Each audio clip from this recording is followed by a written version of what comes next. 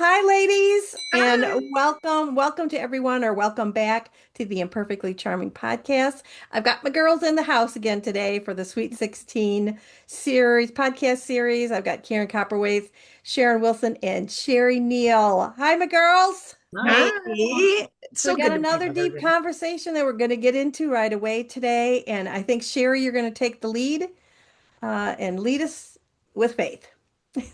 I am, and I'm really grateful that you guys were open to this conversation because it's one of those conversations that you're not supposed to talk about. So, but we're not going to talk about politics. We're not going to talk about money. But I have been struggling so much lately with religion, so much, and I just wanted to like put it out there. I had this like remembering. So just so you know, this is my internal right. This is me when I was 5 years old. Mhm. And so she sits like right in front of my desk to remind me of like what matters. And and I've struggled for so long with religion and I didn't understand why. Not God, not Jesus, right? Mary Magdalene was actually my confirmation name, right? I like am like very spiritual and but like I had this like I don't know, remembering and thinking about it. And recently I've been listening to the book The Holy Hurt Hmm. and it talks about the trauma of the story of so many people with religion. Not everybody, right? Everybody hears things differently. And but so I just captured this. I said I was told at 5 years old that I was broken, unworthy, and separate from God, and then I had to die of myself in order to be welcomed into the King of Heaven. Now, Mm. we all have daughters, right? That are amazing daughters. And I don't know about you, but I would never tell that story to my girls and think that they would grow up and be stable, well-functioning adults. Hmm. Just like Looking back. never, right? And so like this idea of, and so I have this like I was trying to piece it together. So I'm thinking like, okay, so we're wherever we come from, right? Heaven, and all we know in heaven is love, pure love. But that gets boring because you can't, if you don't know anything else, right? Then you kind of take it for granted. And so Mm. we choose to come to this earth to have this experience. And when we cross over, we have to forget everything that we knew back there and have this experience. So then we come into this birth canal, right? Into this earth. And we're taught that we're unworthy, that we're broken, that we're sinners, that the only way for us to be okay is to like to die to ourselves. And so we go through this whole piece and then but then we get to accept Jesus as our savior, and it's through that that we actually get back there. But it took me on this like ride of like, I started drinking when I was 11 years old. I started smoking when I was 10, right? I mean, the first time I had sex and it was like, well, all bets are off, I screwed that one up. I might as well sleep with whoever now, right? I mean, like all of the, and I think that it like stemmed from that story. Mm. Right. And so the story I tell my kids told their whole lives is that like you are an amazing child and like your God adores you. Mm. Right. And so I don't know. I'm just like so like perplexed about like, if any of you were told that story or a different story, I don't know. I'm just sitting here going, wait a minute. It just makes no sense to me that that is one of the stories that's told around God and how that serves anybody. I don't know. So I'm going to shut up and listen now. Thanks. Well, I was just going to ask you, Cheri, when did you hear that story over and over again? Did you hear it in church? Did you hear it in Sunday Yes. school? Always. I picture myself sitting at a little wooden pew, right? Listening to the priest share that information. And I didn't have that same experience. I did have an experience of we're all sinners Hmm. and and down that path, but I was always taught that we were the children of God. But Hmm. that we had to earn our way to heaven is kind of Um, what my message was, is I didn't really learn about grace, I would say, until I left the Catholic Church. I didn't understand grace. And I thought things were good or bad, and then I had to earn my way back to heaven, otherwise I'm going to go to hell. So a Hmm. big message was similar to Sherry's, but not as, I don't remember it as young of an age or I don't remember it. I did find comfort in going to church and comfort in the community and comfort in the rituals. But I did feel this thing of like, well, I'm already kind of broken. I better, it's this feeling of like, oh, what else am I going to do that's going to make me go to hell? And how am I going to make up for this one? You know? So, yeah, that was my experience. How about you, Karen? Uh, I don't think I carried a lot of the sinner message as much as I remember, like especially because I grew up Catholic as well. Um, the whole purpose of going to Mass every week was to receive the Eucharist. And I just remember when they would ring the little bell and hold up the Eucharist, that I would always say to myself, like, thank you. I'm grateful for this. I just remember like knowing that that part of the Mass and that shift into receiving Jesus when you would Mhm. go up for communion was a real gift piece. And I remember feeling that way about going to Mass. Um, I had other hangups. Mhm. Not as much taking away this piece that like um that I'm broken, but more um I definitely took away from it that the people running uh the church um weren't so necessarily heavenly for lack of a better word. Like I just really like I had definite feelings about priests. I had feelings about nuns who were running the Mhm. show, who were directing everything. And my family was definitely very involved in church, and we were definitely involved with, my mother did just about everything for the church Mhm. growing up. So I had that system of people around me that made me um, uncomfortable and not, necessarily feeling like I needed to obey the leaders of church. And I know for my mom probably would have been, that would have been the exact opposite of what she wanted me to say. You know, Right. because for her, very much being, in service to priests and nuns and, the parish school of religion and, weekly mass and just everything about the whole system was well, what she was taught. So I never really felt so much the heaviness on me, but Mhm. more around that whole system felt You heavy. knew more. You knew more then. You had an inside. Somehow you got an inside. Yeah, I mean, talking about it, it's You might hard. have been exposed to something. I I don't mean, know. I would often, I've told my brothers and sisters, because they, of course, grew up within that same family dynamic, that I did not like the priests, and they were coming over for Yeah. dinner, and What? they were the family priest. My kids who were, received all the Catholic sacraments. I mean, one priest in particular married me, baptized at least one of my children, and I lived, out of state. So I went back to that, system, the Oh. traditions, and did what, I thought I was supposed to do. Yeah. Well, and just to say out loud, so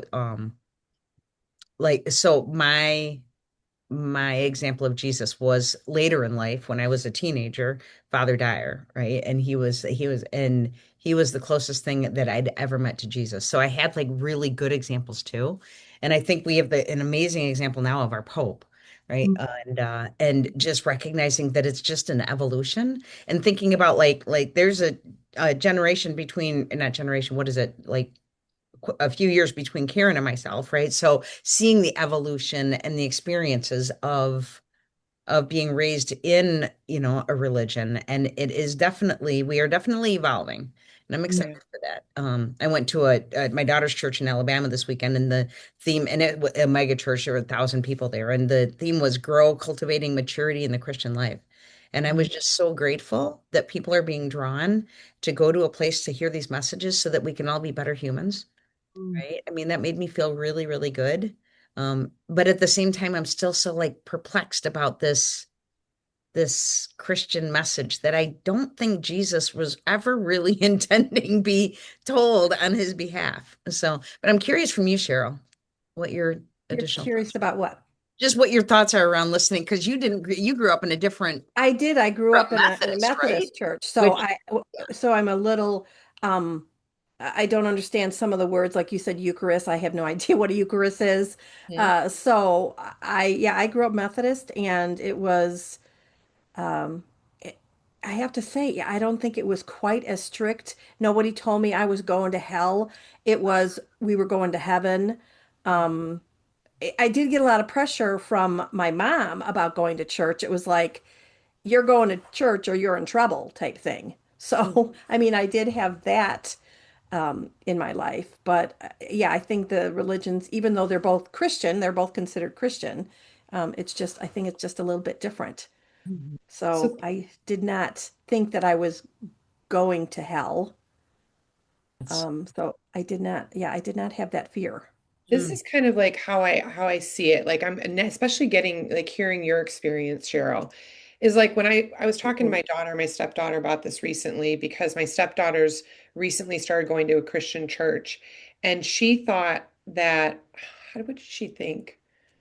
That Christians were different than Catholics than Lutherans. And I was like, no, it's like an umbrella, right? But then it's how Mhm. we practice Good to is, know. so what I hear is that, and what I believe, Cheri, is I feel like it's all the human experience. Like now, with the perspective I have now, it's like religion and being spiritual and being is all part of like that soul experience. And I think that religion is a way to make sense of it for people.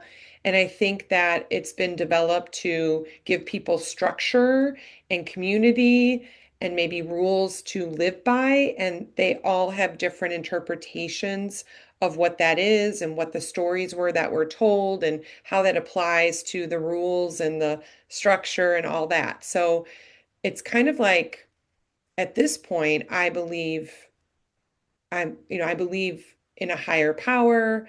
I believe that I'm connected to that higher power. I believe that we all have soul experiences. I believe that um, the people who leave us are still with us in some wonderful way. And I've really kind of let go of needing the rules and the structure. If I want to go somewhere in community and be in a church atmosphere, then that's good. But if I don't go, I'm not going to go to hell. I'm going to meditate or connect in a different way, the way that feels right for me. So I kind of feel like the whole experience of like how you described coming down through the birth canal, going back, I feel like religion is one of those stops. It's one of those decisions, one of those human choices that we make to try to navigate through this life and make sense of it. Mm. Sharon, there was one thing that you said about spirituality, right? So sometimes people, they're either on the religion or the spirituality track, that like they don't exist together. Right. And I think the way that we've been evolving is they absolutely exist together. And it's kind of one, to me, it's kind of one of the same thing.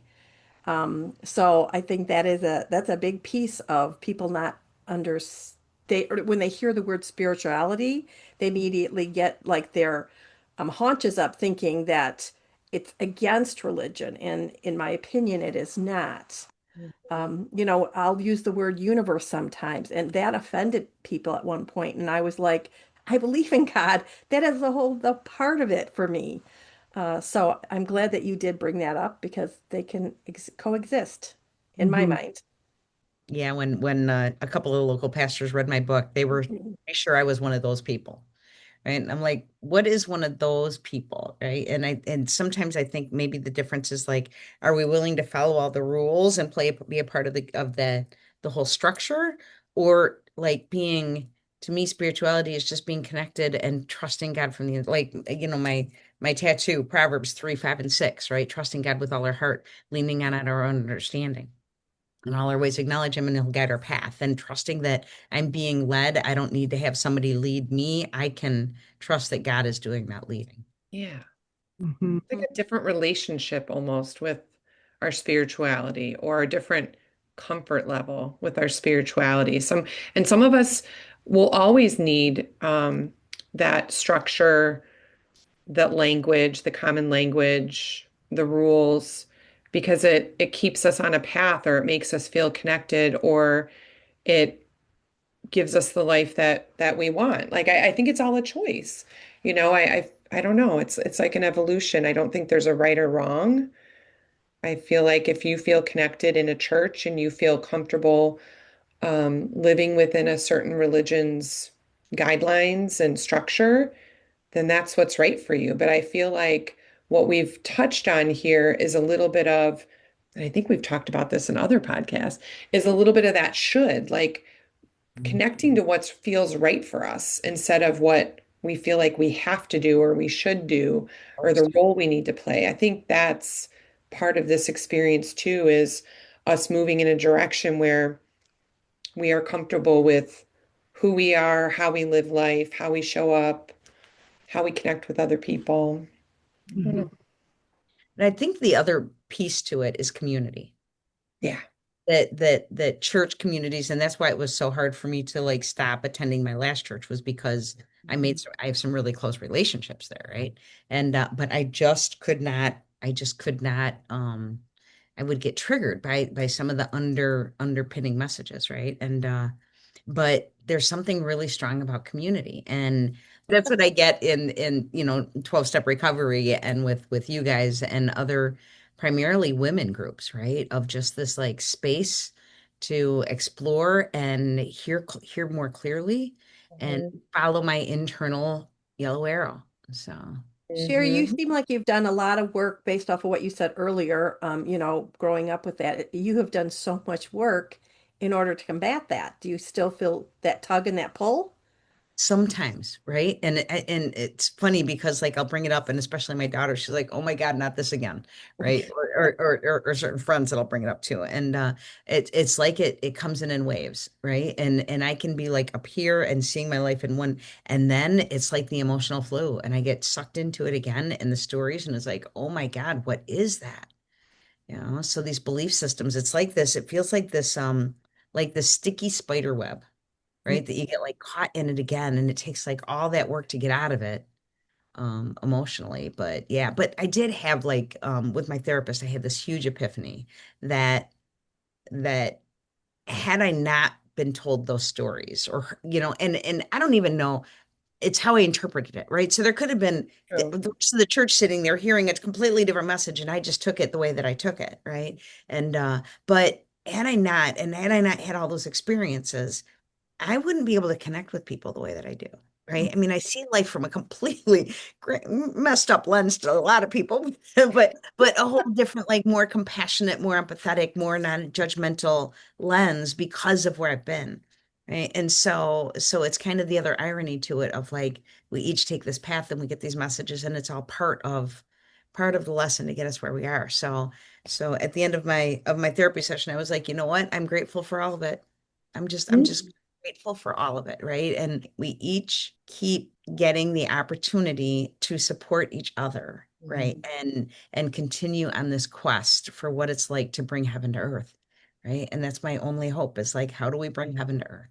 Right. And the main thing, the main message that I always learned was like love your neighbor like as yourself. Yes. The Um, love. Yep.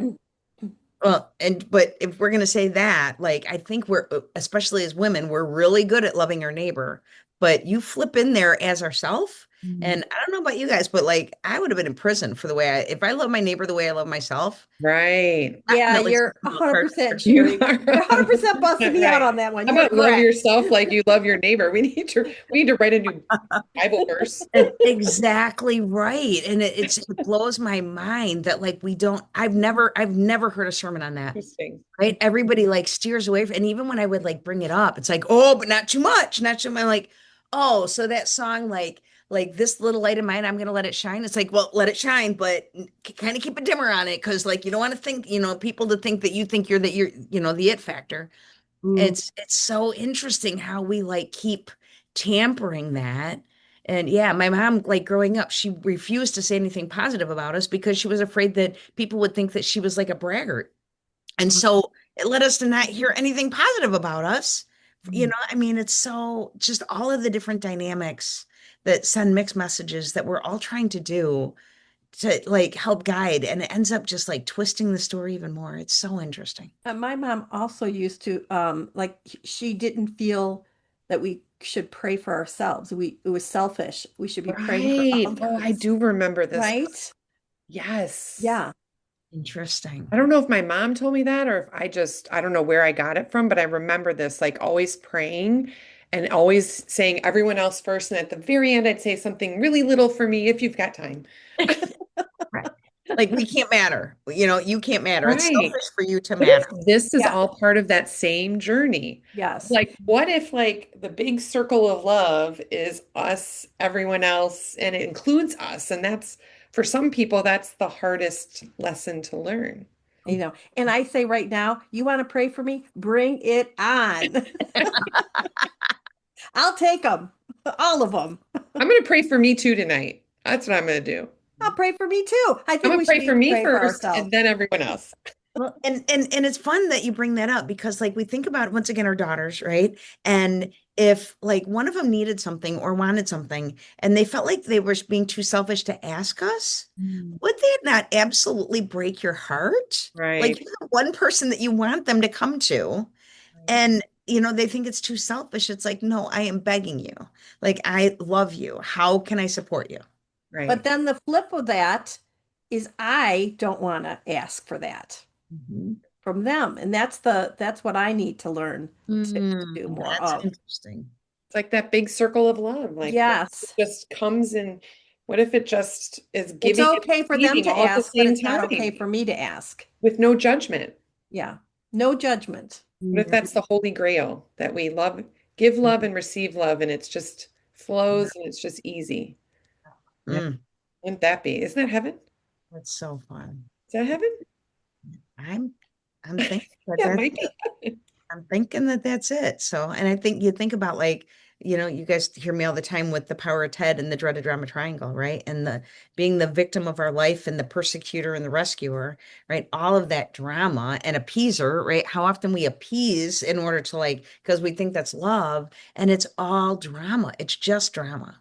What Mm. if it like, what if it just like it transforms? I see the triangle transforming into a circle. See your circle of love, right? We I should be know, singing that. I'm seeing Isn't it. that the Lion King song or something? Mm. Circle Oh, of life. maybe. Oh, yeah. It Oh, could be shoot. circle of Okay. love. Maybe the Lion King's onto something. But there's something so powerful about the message that has been the hardest lesson for me of all of it is that if I have to matter as much as everybody else, because if I don't, I am causing the drama, right? If I can matter as much as say, what do you want? I don't care. What do you want? And then I end up going home crying because nobody cared what I wanted. It was like, are you kidding me? No, say what you want and say what you need. Hmm. And Mm. then if you don't get it, be okay with it, right? That's Pia Sjogren or I don't know, the relationship addiction. Like you have to learn how to ask for what you need and then be okay with the answer no. Mm. And so that was huge healing for me. But yeah, so I love that. I'm so glad you brought that up to what love your God with all your heart and love your neighbor as yourself, right? Mm. If we can start loving ourselves, it's so much harder. It feels so much better to love our neighbor, and it feels so uncomfortable to love ourselves, right? There's a message in that to like flip that over and learn how to be comfortable with loving ourselves and loving our neighbor. Yeah. And I think if we just want to do a call to action for everyone listening, that just say something nice to yourself today or tomorrow, right? Because I Hmm. don't think any of us intentionally say, I don't like myself. I mean, sometimes we do. I know. A lot But of it's just people the that go. little things every day that add up, generally, for most of us. Mhm. We don't even know it's slipping in there. So it is, I think, what Cheryl says, like this intentional, find something you love you know, in every moment. Mm. I always love the Bible quote, which was something along the lines of, God carved you from the palm of his hand. And so, that divine within each of us is there. We're a spark of God. And even when you hear the word namaste, it is all about, the divine in me recognizes and sees the divine in you. And I think that's the piece, that is about, loving yourself is that you are a piece of God, Mhm. beautiful divine spark. Mm. Beautiful. And Jesus himself said, that these things you can do and so much more, right? And so we tend to forget that. Mhm. Yeah. Mm. Yeah. So good. Chills. I just love that we can have these kinds of conversations and that like we're not like afraid of like, oh, am I going to say the wrong thing? What's somebody going to take? It just is what it is. On my water bottle, I have this, be you, they'll adjust. Right. So true. And so just giving ourselves permission and modeling what it looks like to just, yeah, just this is just where I am. And this is the life we've lived. And how can we make the best of it now? My dilemma today. Yeah, right. And we're getting better all the time. We are Yes, we getting are. closer and closer to the circle of love. Oh my gosh. Thank you. Thank you for letting me just like purge this. It feels so healing to be able to like talk about this stuff, you know? And Yeah, so, I think your I'm glad daughter's we going had to this thank little us too. conversation today. yeah. And I do want to end with saying namaste to everybody. Yes. Hey. Thank you, Karen, for that. And I'm just glad you ladies are here with me today and we're doing our podcast series together. Me Okay. too. Okay. Awesome. Till next time. Till next time. Take care, everybody. Bye.